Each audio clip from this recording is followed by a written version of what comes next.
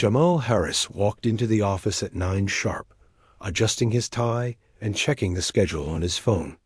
He carried himself with quiet confidence, the kind of steady composure that came from years of proving himself through diligence and hard work. The mid-sized tech company he worked for had a modern, open-concept design glass walls, sleek desks, and bright lights lit beneath its professional polish. Jamal had learned there were subtle undercurrents of bias that he had to navigate carefully. Morning. Jamal, his colleague, Priya, called from her desk. Got those reports ready for the meeting? Jamal nodded. Yes, everything's updated. I also ran the analytics for the project proposal. Figured we could get ahead of any questions. Priya smiled. You're always prepared. I don't know how you do it. Jamal shrugged, a faint smile tugging at his lips. Just trying to stay on top of things. He walked past the rows of cubicles, noticing the casual chatter of his teammates. People seemed relaxed, but Jamal had learned that office politics could be treacherous. Sometimes the quietest smiles hid judgment. He reminded himself to stay focused. He wasn't here to make friends. He was here to do his work well. At the top of the office hierarchy was Mark Reynolds, Jamal's direct supervisor. Mark had a polished demeanor and a smile that didn't always reach his eyes. He was the kind of boss who praised publicly, but criticized subtly, and, more often than Jamal liked, unfairly. Jamal, Mark called across the open floor as he approached the team. Can I see your report before the meeting? I don't want any surprises. Of course, Mark, Jamal replied, handing over the neatly formatted report. He had double-checked every number, every line item. Mark scanned it quickly, frowning. I don't know. This part here doesn't follow the standard procedure. Are you sure you did this right? Jamal felt a familiar tightness in his chest. I followed the protocol exactly as outlined in the manual. I double-checked everything before submitting it. Mark's lips pressed into a thin line. Well, we'll see in the meeting. I can't have mistakes in front of the clients. Jamal nodded, keeping his calm. This wasn't the first time Mark had singled him out, and he suspected it wouldn't be the last. The office environment itself seemed neutral, almost welcoming modern furniture, motivational posters, collaborative spaces, but Jamal had learned to notice the subtleties. In meetings, he often saw colleagues' eyes glaze over when he spoke. His ideas were occasionally appropriated or dismissed, only to be praised later if repeated by someone else. He had experienced microaggressions, backhanded compliments, offhand jokes, assumptions about his capabilities. At home, Jamal's family reminded him of his worth, but at work, he had to constantly prove it. Later that morning, the team gathered for a critical project meeting. Jamal presented his findings with clarity, outlining potential strategies and solutions. The room fell silent as he spoke, some colleagues nodding in approval. But Mark leaned back in his chair, tapping his pen with a smirk. Interesting, Jamal, he said. But I think maybe this isn't the way we usually do things. Maybe someone else can explain it in a way we all understand. The comment hit Jamal like a slap. He clenched his fists under the table, forcing himself to stay composed. He knew Mark's subtle dig wasn't just about the report, it was a pattern. A familiar sting that reminded him he was seen as different, not fully belonging. After the meeting, Jamal returned to his desk, trying to shake off the humiliation. He was interrupted by Mark, who leaned casually against the edge of his workspace. Jamal, Mark said, his tone deceptively casual. Pack your things. You're done here. What? I don't understand, Jamal stammered. I've met every deadline, delivered every report, and Mark waved a hand dismissively. It doesn't matter. HR will take care of the rest. You're terminated, effective immediately. A hush fell over the office. Colleagues stared in disbelief. Jamal's heart pounded, his mouth dry. Everything he had built, years of dedication, late nights, problem-solving, teamwork, was dismissed in a few sentences. Clara Nguyen, the HR manager, stepped forward immediately, her expression sharp and professional. "Mark, wait. Let's discuss this privately first," she said firmly. "This is final," Mark replied, but Clara didn't budge. She could see the pattern, the prejudice, the unfair treatment. She knew this was not just a procedural matter, it was discrimination, plain and simple. "Jamal, come with me," Clara said gently, putting a reassuring hand on his shoulder. "We'll handle this the right way.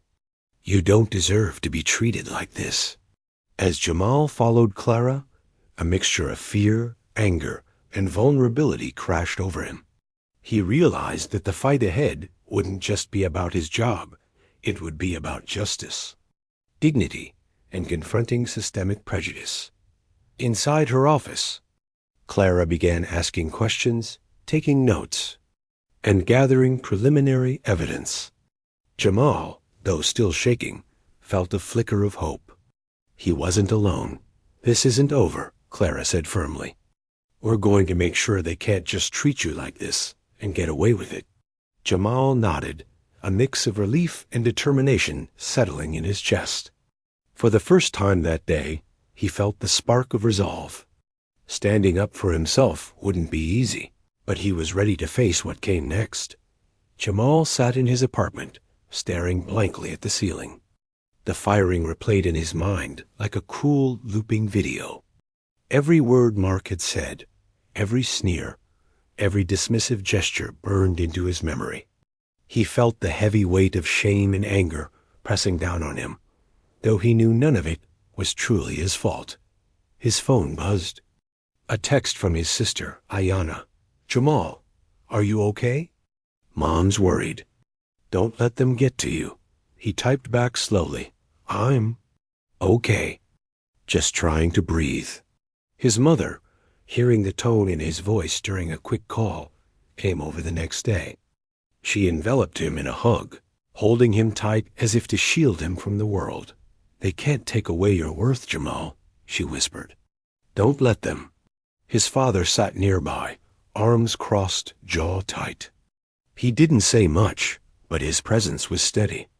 Jamal felt both gratitude and guilt. He hated being the cause of worry for his family, but he couldn't ignore the injustice he had faced. Over the next few days, Jamal reflected on his time at the company. He remembered moments that now stood out clearly. Ideas dismissed in meetings, coworkers appropriating his suggestions, promotions given to less qualified colleagues. Subtle microaggressions that once seemed minor now painted a larger picture of bias. Jamal's internal dialogue churned. Was it always like this? Was I just blind? Or did I just hope the world would treat me fairly? Colleagues reached out cautiously. Some sent supportive messages. "We know you're brilliant. Don't let Mark define your value." Others remained silent, either afraid or unwilling to confront the uncomfortable truth. Clara Nguyen, the HR manager, became his lifeline. She met him in a quiet cafe, laptop open, showing evidence she had gathered. "Jamal, I've been documenting everything," Clara said. "Emails, reports, your performance records. Mark's actions aren't just unfair, they're illegal. Discrimination, wrongful termination. This goes beyond just a personal dispute." Jamal looked at the spreadsheet Clara had compiled. Every date, every email, every comment meticulously noted. His anger simmered, tempered by a budding resolve. "What's next?" he asked, finally feeling a flicker of control. Clara leaned forward. "We confront this carefully. HR will follow policy and will involve legal counsel if necessary. You'll have support, but you need to be prepared to stand your ground." The first confrontation with Mark had left him shaken, but now Jamal began strategizing.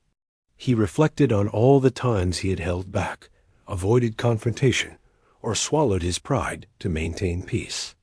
Now He understood silence only allowed injustice to continue. At work, whispers continued. Jamal's former teammates exchanged glances, unsure of where they stood. Some were genuinely remorseful for not speaking up sooner. Others stayed on the sidelines. Jamal realized the complexity of systemic issues. Bias wasn't always overt, but its effects were deeply harmful. One afternoon, Jamal met with Clara again. "Some of your colleagues are willing to testify," Clara said. "They've seen Mark's repeated behavior. It's time to gather their statements. This isn't just about you anymore. It's about changing the culture here." Jamal hesitated. The fear of backlash was real. What if they turn on me? What if I lose everything? Clara placed a reassuring hand on his shoulder. "You've already lost nothing, Jamal. You've lost a boss who didn't respect you. Everything else, your talent, integrity, support remains. And you're not alone." Slowly, Jamal's fear gave way to determination. He began organizing his documentation, preparing for the formal proceedings. He reread emails, compiled performance reviews, and recounted instances of subtle discrimination he had endured for years. Each piece strengthened his confidence. Meanwhile, news of Mark's behavior started to leak through office grapevines. More colleagues came forward, quietly documenting incidents they had witnessed. Remarks about Jamal's work ethic, dismissive comments about his ideas, and inappropriate jokes. Systemic bias became undeniable. At home, Jamal wrestled with self-doubt. There were nights when he stared at the ceiling, questioning his worth, wondering if the fight would ever be fair. But then he remembered the pride his family always expressed, the support of Clara, and the sense of justice that had awakened within him. Maybe standing up isn't just about me, he thought. Maybe it's about ensuring no one else has to go through this. Clara guided him through each step. They discussed legal strategies, potential counter-arguments from Mark, and how to document interactions meticulously. The preparation was exhaustive, but Jamal felt empowered for the first time since the firing. One afternoon, Clara said, "Jamal, this is your moment. When we present the evidence, you speak your truth calmly and clearly. Facts speak louder than emotion." Jamal nodded, inhaling deeply. "I can do that. I have to do that." The emotional weight of this preparation was immense. Jamal confronted the reality that standing up against systemic racism required courage, patience, and resilience. He reflected on past times he had been overlooked or dismissed, seeing them now as part of a pattern, not personal failings. As the meeting date approached, Jamal noticed a subtle shift. His colleagues began treating him differently, not with fear, but with respect. Some offered support quietly, others still remained wary. But Jamal realized that courage often inspired action, even in others who felt powerless. Finally, the day arrived. Jamal, Clara, and legal counsel prepared to meet with senior executives. Jamal felt nerves, yes, but also clarity. He knew he had prepared thoroughly, documented everything, and had allies. He was no longer a passive victim of Mark's prejudice. He was an advocate for justice, integrity, and accountability. He paused before entering the conference room, reflecting, "I've been treated unfairly. But my value is not determined by Mark. Today, I reclaim my dignity." Jamal stepped into the conference room, heart pounding but spine straight.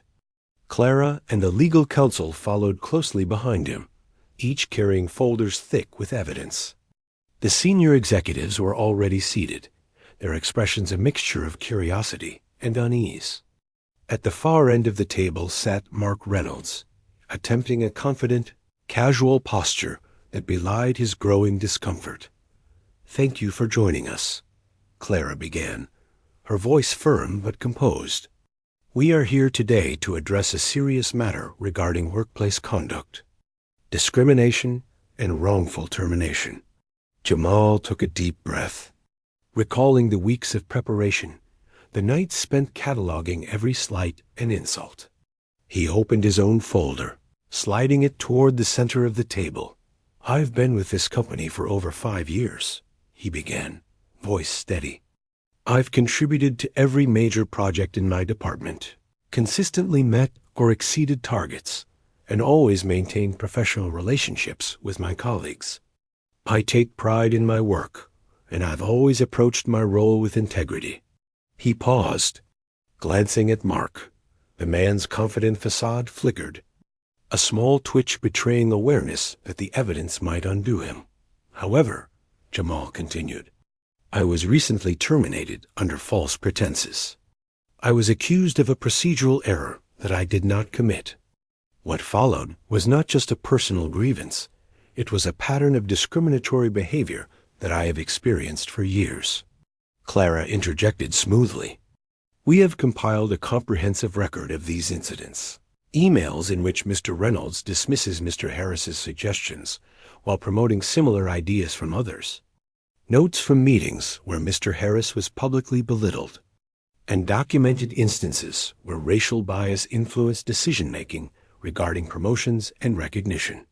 She laid the documents across the table, sliding them toward the executives. Jamal watched as their expressions shifted, eyes scanning evidence that was irrefutable. One of the executives cleared his throat. We weren't aware of the extent of this." Jamal felt a surge of clarity. This was more than personal vindication. It was a chance to shine light on a pattern of systemic injustice. "It's not just about me," he said. "It's about ensuring that future employees are treated fairly, that talent and effort are recognized regardless of race, and that discrimination is not ignored." Mark's face reddened. This is all taken out of context." "I never," Clara cut him off. "We have multiple witnesses who are willing to testify to these patterns. Emails, reports, and documented incidents corroborate Mr. Harris's experience. The evidence is clear." The tension in the room thickened. Mark shifted uncomfortably, realizing the weight of the situation. He attempted to justify himself, but each excuse was dismantled by documented facts. His attempts at charm and deflection failed against the meticulous record of his discriminatory behavior. Jamal's colleagues were called upon to provide statements. One by one, they recounted instances where Mark dismissed ideas, made biased remarks, or displayed favoritism. Each testimony added weight to the mounting case. The room grew silent as the pattern became undeniable. Finally, Clara addressed the executives directly. "This company has a legal and ethical obligation to act. Failure to address discrimination not only violates labor laws, but undermines the culture and integrity of the organization. Immediate action is required." Mark tried one last defense. "I didn't mean for any of this." Jamal shook his head slightly, a quiet but firm gesture that signaled he would not be intimidated. "Intent is irrelevant. The impact of your actions has caused harm, and accountability must follow. I am asking that justice be done for me and for every employee who has faced similar treatment." There was a long pause. Then, a senior executive nodded solemnly. "Based on the evidence and testimonies, Mark Reynolds is terminated effective immediately. Security will escort him from the premises." Jamal felt a mixture of relief and vindication. The humiliation, the fear, and the frustration that had weighed so heavily now began to lift. Mark was escorted out, his protests fading into the background. The room exhaled collectively, a tension broken, but a lesson firmly planted. Clara turned to Jamal. "You handled this with professionalism, courage, and dignity. This isn't just a personal victory, it sets a precedent. Your actions will influence company policy, culture, and accountability moving forward." Jamal nodded, emotion rising in his chest. He thought of the months of fear and doubt, the sleepless nights, the sting of humiliation. And yet, all of it had led to this moment, a moment of justice, recognition, and empowerment. One colleague approached him quietly. "I'm sorry, I didn't speak up sooner," she said. You've shown me what courage looks like. I won't stay silent again." Jamal smiled, a mixture of warmth and triumph. "It's not just about me. It's about all of us, making this a place where people are valued for their work and character, not judged by the color of their skin." In the following days, company leadership implemented systemic changes. Anti-racism training was mandated, reporting procedures were clarified, and diversity initiatives gained real momentum. Employees who once felt powerless found a renewed voice. Jamal, once a quiet contributor, became a symbol of integrity and resilience. Sitting at his desk again, Jamal reflected on the ordeal. He had faced fear, injustice, and discrimination, but he had also discovered his own strength, dignity, and voice. He realized that standing up for oneself, even in the face of systemic bias, could create meaningful change. Clara dropped by his office one afternoon. "Are you ready to return?" she asked. "We'd like you to come back, with assurances that your work environment is now supportive." Jamal considered it. He could return, reclaiming his place in a reformed system, or he could pursue opportunities aligned with his values elsewhere. He smiled, thinking of the possibilities. "Yes, but I also want to mentor others, to make sure they know how to stand up too." Clara nodded approvingly. "That's the spirit. Change comes not just from policy, but from people like you who lead by example." Jamal leaned back, feeling a calm resolve settle over him. He knew the journey wasn't over. The fight against systemic racism was ongoing, but he had taken a stand, and that courage would ripple far beyond one incident. The formal confrontation had ended.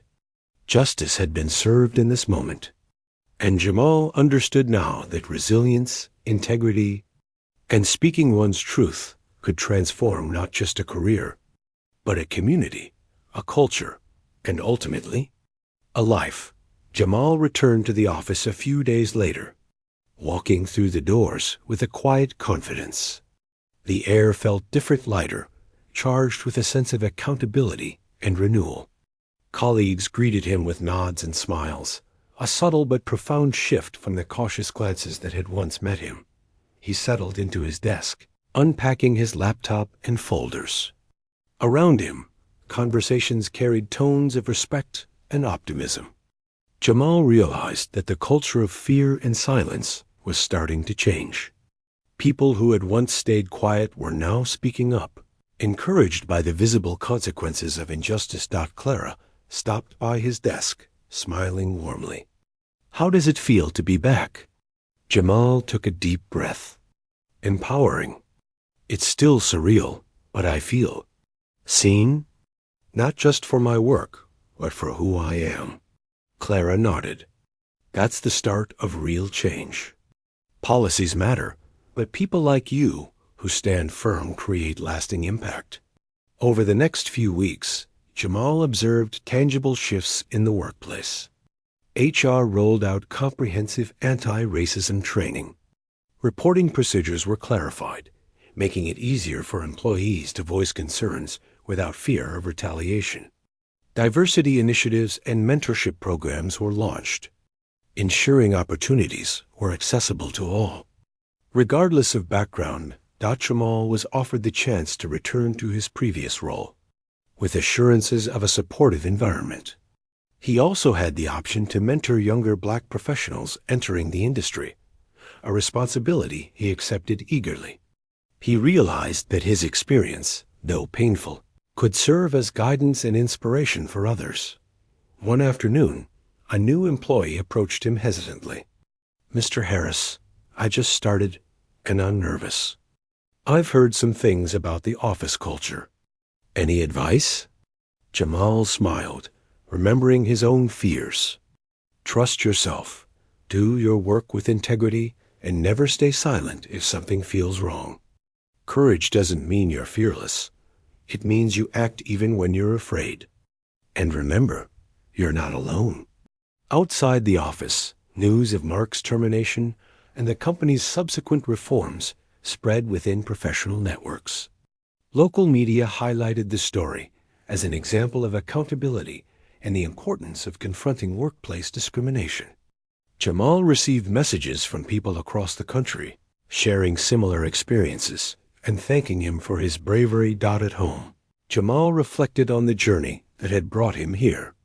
The humiliation, anger, and self-doubt had been intense, but they had forged his resilience. He had learned that injustice could be confronted with dignity, that truth and evidence held power, and that the support of allies like Clara and his colleagues was invaluable. He also understood the personal transformation. He no longer felt invisible or powerless. Each act of courage, each moment of speaking up, had reinforced his self-worth. He felt pride not just in surviving the ordeal, but in turning it into a catalyst for change. One evening, Jamal gathered his close friends and family. "This isn't just about me," he said. "It's about creating a space where people can work, contribute, and succeed without being judged for who they are. We've taken a step forward, but the work continues." His mother squeezed his hand. "You've turned pain into power.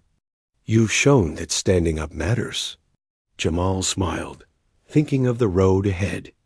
There would always be challenges, and systemic bias would not disappear overnight. But he now carried the knowledge that resilience, integrity, and courage could make a difference.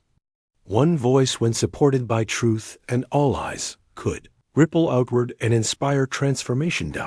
As he walked through the office the next morning, Jamal felt a sense of completion and purpose. Colleagues greeted him warmly, some with quiet admiration, others with newfound respect. He had reclaimed his place, not only in the workplace, but within himself. In his internal reflection, Jamal realized that justice had been served, dignity restored, and lessons learned. Standing up against discrimination was not just an act of self-preservation, it was a commitment to the values of fairness, respect, and empowerment. Jamal smiled as he sat at his desk, opening a new project folder. He was ready to continue contributing, mentoring, and advocating not out of anger, but out of a firm belief that courage and integrity could transform both lives and workplaces. The story closed on a note of hope. Systemic injustice could be confronted.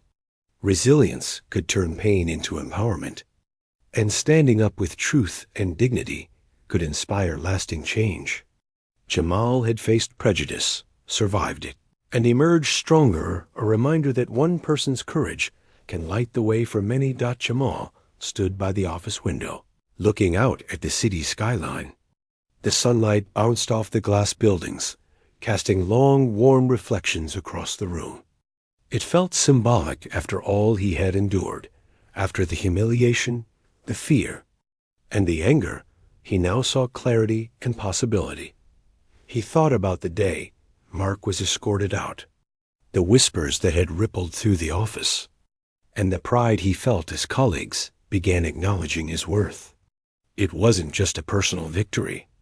It was a reminder that injustice could be confronted, that courage mattered, and that standing up could spark change. Clara approached with a folder in hand. "HR finalized the new diversity programs," she said. "There's also a mentorship initiative starting next month. You'll be leading it." Jamal nodded, feeling a mix of humility and excitement. "I want to help others see that they belong here, no matter what obstacles they face. That's the part that matters most." His phone buzzed. Messages of support from colleagues, former clients, and professional networks filled the screen. Many shared stories of similar struggles, thanking him for paving the way, for showing that integrity and resilience could overcome bias. Jamal smiled softly. He had become not just a survivor, but a beacon. At home that evening, his family gathered around the dinner table. The conversation flowed with warmth and laughter, but beneath it was a quiet acknowledgement of the storm Jamal had weathered. His mother reached across the table, squeezing his hand. "You've taught us all something important," she said. "Courage isn't about never feeling fear. It's about standing firm when you do. Jamal felt a swell of gratitude. The fear and doubt that had haunted him were still memories, but they no longer controlled him. Every challenge, every microaggression, every unfair accusation had strengthened his resolve. He had learned to face adversity with dignity, to trust in his own abilities, and to seek allies who shared his vision of fairness. The next morning, as he walked into the office, Jamal carried himself with calm assurance. Colleagues greeted him, not with hesitation, but with respect. Some approached to share ideas, others to ask questions, and a few simply nodded in recognition of the perseverance they had witnessed. Jamal thought about the broader lesson.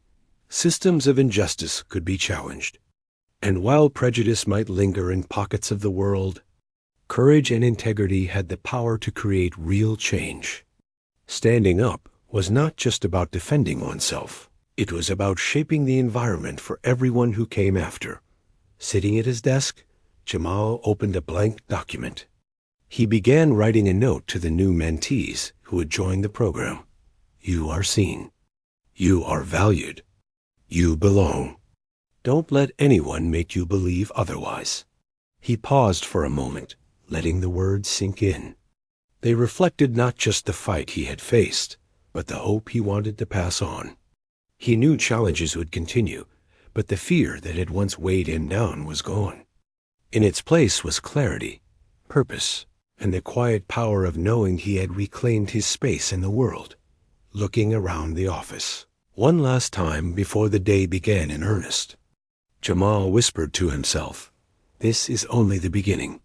He smiled, confident, empowered, and ready to face whatever came next, knowing that resilience, dignity, and courage had the power to transform lives, not just his own, but the lives of those who would follow his path. The story closed on a note of hope and empowerment. Prejudice had been confronted, dignity restored, and the journey forward illuminated by integrity and courage. Jamal had survived, grown, and emerged stronger, an enduring reminder that standing up against injustice can inspire lasting change.